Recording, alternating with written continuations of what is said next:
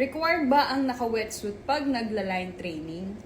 Before ko sagutin yung question ni Ali, hi! My name is PB Des and I make content for my weekly free dive sessions. Kung gusto niyo siyang mapanood, pumunta lang kayo sa profile ko, nakapin na yan. I am assuming that Ali is a beginner freediver or someone that does not have a lot of experience with freediving. So let us approach this topic with beginners in mind. Wearing a wetsuit is not required but it is ideal. If hindi ka naman lalampas ng 20 meters, okay na. In my experience, yung naka-rash guard ka and naka-leggings. There are instances that I highly encourage na mag-wetsuit kayo because it will make your freediving experience so much better.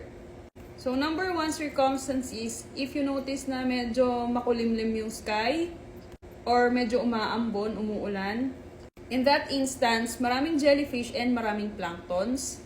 And if hindi nyo alam, medyo makati sila sa balat. And if you're not wearing a wetsuit, medyo magiging uncomfortable yung dive nyo. That's why, in that instance, I highly encourage na mag-wetsuit kayo. Another circumstance where wearing a wetsuit is a good idea is when it's super cold. Wearing a wetsuit will keep you warm and it will make your diving experience more comfortable. Third circumstance or situation where I highly encourage that you wear a wetsuit is when it's super mainit.